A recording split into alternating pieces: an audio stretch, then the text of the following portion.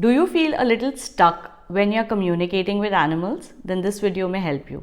Hi, my name is Akshaya. I'm a nature and animal communicator, which means I can speak to plants, animals and other species and have two-way conversations with them.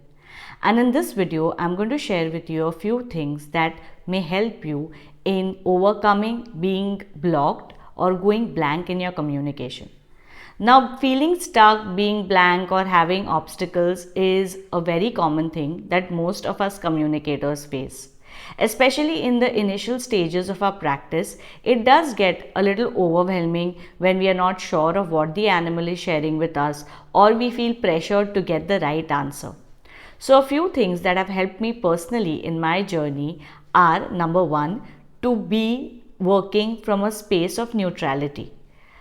In the earlier days of my communication journey, I would often tell myself that it is not my responsibility to fix anything that the animal and the human are going through, but instead it is my responsibility to be an honest voice of the animal.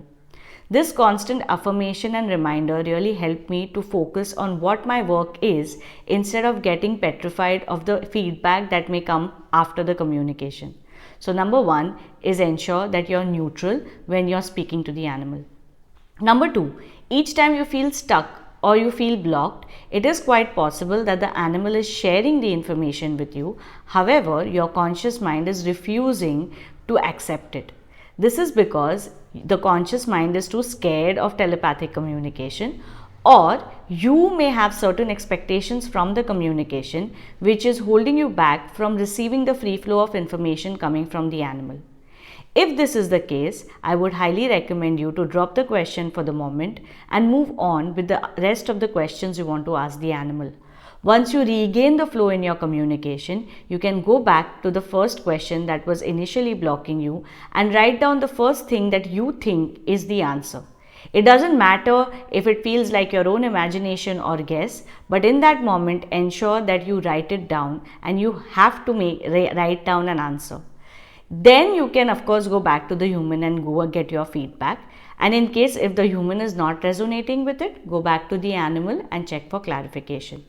If you go blank and leave it at that, there is a possibility that the number of times you go blank in a communication may increase. So if you go blank, make sure you have an answer and then go back to the human to check whether it's the right or the wrong answer.